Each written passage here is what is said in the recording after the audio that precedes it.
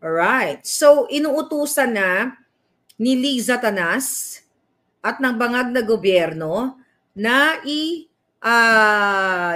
na ang impeachment. Okay?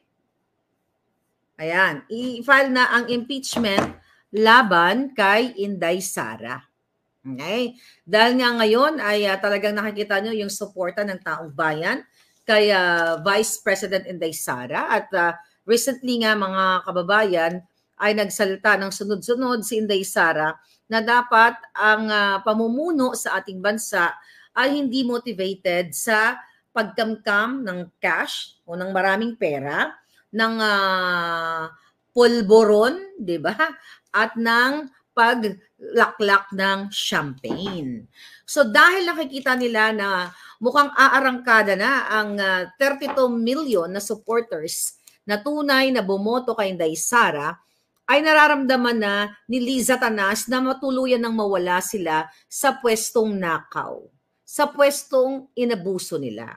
So ngayon, mga kababayan, pag-usapan natin etong plano nilang pag-impeach dahil nataranta na sila butod, naranta na si Bangag, sa kabila ng kumakalat ngayon sa nagba-viral actually sa social media, yung nguso ni Marcos Jr., actually, nailabas na yan dati, pero nung nagsalta nga si Miss Cathy Binag, nung in-interview natin, talagang bumabalik yan. At nagba-viral talaga at nakikita, kahit magbulag-bulagan yung mga yawa na yan, nakikita ng taong bayan na huling-huli sa akto na si Marcos Jr. ay may white powdery substance. Kaya dahil sila ay naalarma, mga kababayan, ay gusto nilang i-impeach. Unang-una, sino ba ang mga pwedeng i-impeach? Number 1, Pangulo. Diba? Actually, yung Pangulong Bangag siya dapat ang ma-impeach. Diba? Vice President. Okay? Mga Supreme Court magistrates. Okay? Yung mga nasa COMELEC, sa Ombudsman. So, yan mga dapat ini-impeach.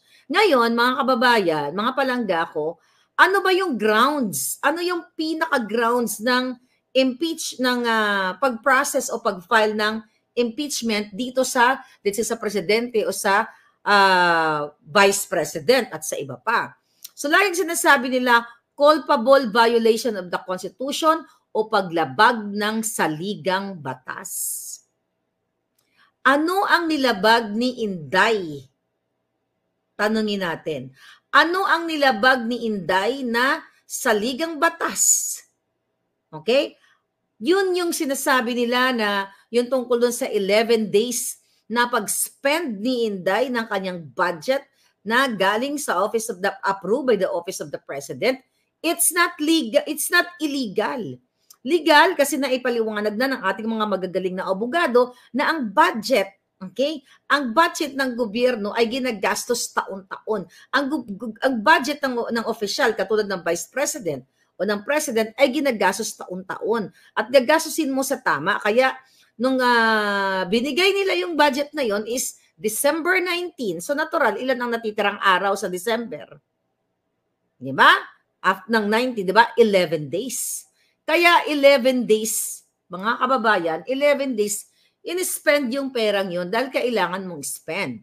So ano ang violation ni Inday Sara doon? So yun ang gagamitin nila ayon sa ating source, ayon sa ating puting ahas. So isa yon sa grounds na para maghain ka ng impeachment. Number 2, treason o pagtataksil sa taong bayan. Teka, bago ako mapunta dito sa paglabag sa saligang batas, si Marcos Jr., lahat ng anggulo ng batas ay nilabag niya. Sa paggamit pa lang ng pulburon, okay, ng white t-shirt, ng Coca-Cola, sa ipinagbabawal na pulburon, ipinagbabawal na white powdery substance, yan ay paglabag sa saligang batas dahil yan ay kulong panghabang buhay. Kung pwede nga lang, gitay ang kaparusahan na yan. Kung meron ditong naglabag ng saligang batas, walang iba kundi si Marcos Jr. Si Inday ba, nakita ninyo na may naiwan na white powdery substance sa kanyang nguso? Wala. So yung impeachment na ito dapat Kay Marcos Jr. ito matagal nang inihain. The problem is, hindi nga tayo manalo-nalo dyan sa Kongreso dahil yung buwaka ng inang tambaluslos na pinsan ni Marcos Jr. na ganid sa pera ng bayan ay sinungalngal niya na ang pera sa mga halos lahat ng mga kongresista para hindi makapag-file ng impeachment, para busog-lusog sila lahat sa pagkamkam ng pera ng bayan. Okay? Okay ba audio natin, mga kababayan? Okay? Tignan na natin. Baka, okay? Okay ang audio natin? Mag-message na kayo dyan. So ngayon, mga palangga, kung meron mang nagtaksil dito, ang Bangag Jr., mga kababayan, ang pinakabangag na huling-huli ng drogista, pulboronic, smuggler, kidnapper, lahat na. So siya dapat ang hainan ng impeachment. Number 2, na grounds, di ba? Treason o pagtataksil sa bayan. Sino ang nagtaksil sa bayan nang pinagluloko niya na during the campaign na kayong mga OFW, kapag siya ang namuno ay hindi na kayo pupunta ng ibang bansa para magtrabaho, kundi choice mo na lang. Kumbaga, hindi na siya necessity dahil gutom na gutom ka, gutom na gutom ang pamilya mo, hindi mo na kailangan pumunta ng ibang bansa para maging OFW, magpakahirap sa ibang bayan, kasi nga dahil kay Marcos Jr., ibabangon ka. Hindi ba pagtataksil sa bayan yan? Ang kasinungalingan niya na ibabangon kayo mga OFW. Hindi ba pagtataksil sa bayan, yang 20 pesos na pinangako niyang bigas, hindi ba pagtataksil sa bayan ang sinasabi niya sa kanyang SONA na may 5,500 flood control, na gumaso sila ng 1 trilyon mahigit, and later on hinagupit ng langit after 2 days, nalaman natin na wala palang master plan, wala palang flood control. Yan ang pagtataksil sa bayan. Yung pagtatraidor, pakikipagsabuatan sa ICC, kahit hindi tayo kabahagi sa ICC at gustong ipadampot ang Pangulong Duterte. Isinasama pa nga nila si Inday Sara dyan at the rest na, na mga dinamay nila dyan. Hindi ba pagtataksil sa bayan ang pagtatraidor at pakikipagsabuatan sa banyaga?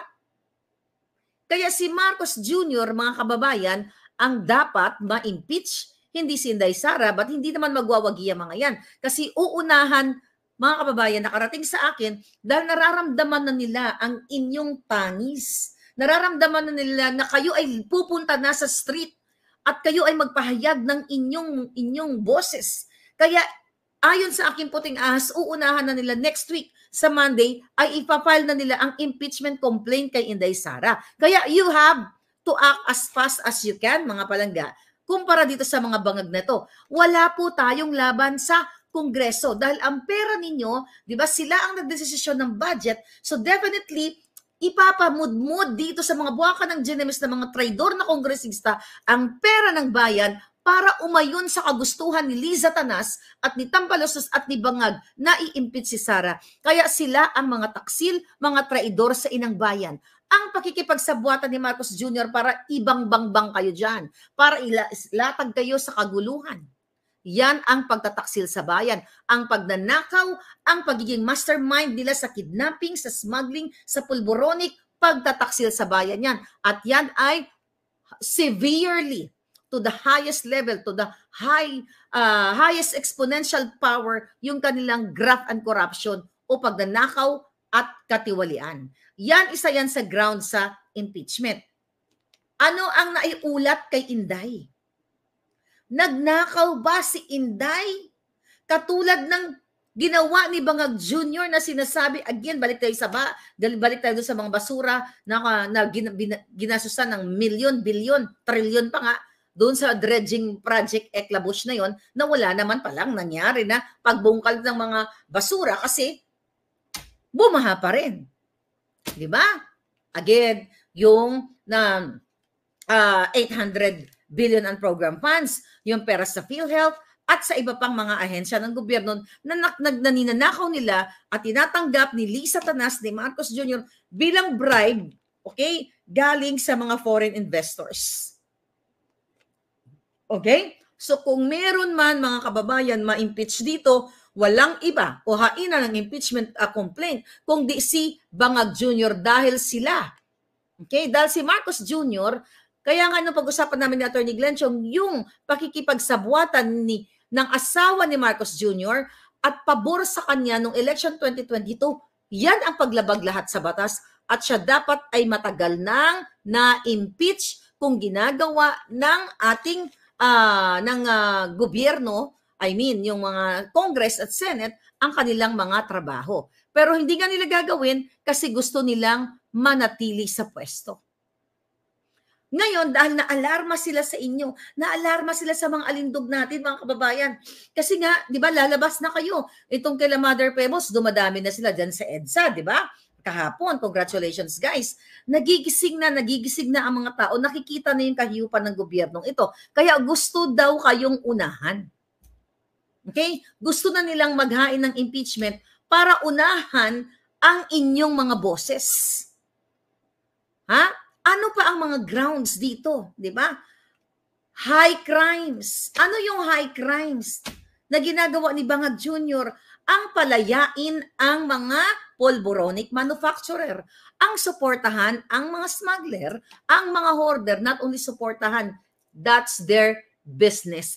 At ang tumanggap ng pera o pagkuha ng mga pera sa POGO operators, which is si Marcos Jr., si Lisa Tanas, sila lahat, sila Abalos, lahat yung mga inayupak na yan ng ganyang mga bangag na gabinete, ang promotor ng POGO. Kaya kung meron dapat ma-impeach dito at gumagawa ng karumal-dumal na krimen, walang iba kundi sila. Dahil sila ay napakasinungaling, nuknukan na mga bagag. Imagine ninyo, meron ng Coca-Cola dito, may white t-shirt na dito, may pulburo na dito, nagsisinungaling pa. May video na nagsisinungaling pa. Okay? Now, mga kababayan, alam mo, nakakagigil talaga itong mga to, pero huwag kayong mag-alala. Okay? Tignan ko lang, ha? Baka na-send na sa akin. Alright? Wala pa. Okay, tignan ko lang dito. At mayroon tayong tignan lang natin. Okay, wala pa. Baka bukas pa. Okay, anyway, mga kababayan, sila dapat ang ma-impeach. Hindi lang nga, sabi ko, kulang nga ang gurgur sa kanila eh. Kulang ang gitay sa mga ito. Dahil sila ang gumagawa ng mga karumal-dumal, lahat ng mga kasinungalingan. Perjury. Yung pagsisinungaling ni Marcos Jr. na may 5,500 flood control. Dapat dun pa lang, actually, impeach na siya eh. Yung pagsisinungaling niya, mga kababayan, na magtatayo siya ng 1 million houses every year pag siya ang naupo. Dapat yun ay impeach na siya dahil traidor taksil. Yung sinasabi niyang mag-uupo siya ng magaling, lahat ng inupo niya, mga kawatan. Diba? Yung paninindak niya sa inyo, yung panggigipit niya sa mga tao, sa mga gustong speak out or speak up dyan sa mga kalsada na pinipigil, binabantayan ng mga pulis dahil utos ni Lisa Tanas. Yan dapat matagal na siyang impeach. Yung pag-uutos ni Marcos Jr. at ni Lisa Tanas, yung paglabag nila sa batas na inuutusan ang mga kapulisan at ang mga kasuladaluhan na umattend sa kanilang rally noong January 28, remember that? Para si Marcos Jr. ay suportahan at pagtanggalin sa mga trabaho nila or bigyan ng mga kaso itong mga government employees na to pag hindi sila umattend. Hindi ba dapat yan, impeach na siya? Matagal na dapat na ma-impeach si Marcos Jr. dahil yan ay paninindak sa mga taong nasa gobyerno na kapag hindi ka umattend, pag hindi mo sinunod, tatanggalin ka, liligwakin ka. Yung pag-uutos ni Marcos Jr. at ni Lisa Tanas na magkolekta, ayon sa aking source, kay Altenco, during the time, last year pa yun, baka ngayon, bilyon na kinokolekta, 150 million a week na bribe o extortion, anong tawag mo dyan? Na binabribe kay Lisa Tanas, galing sa gobyerno ni Bangag, kay Marcos Jr. mismo, 150 million, dun pa lang dapat kumilos na kayo. Wala na nga dapat impeach, dapat peaceful revolution na ang dapat nasagot sa mga yan. Dahil paglulustay nila sa pera ninyo. At failure siya sa kanyang pamumuno, hindi lang dahil failure siya dahil bobo siya or something. dahil siya ay addictus benedictus na wala sa tamang katinuan. Siya dapat ang lumayas dyan o ma-impeach dyan dahil siya ay hindi nagpapatakbo sa bayan natin dahil ang nagpapatakbo ang kanyang asawa, sinusubuan lang siya, sinasalaksakan lang ang kanyang ilong ng pulburon. Gaganon-ganon lang siya ni Lisa Tanas, ganyan.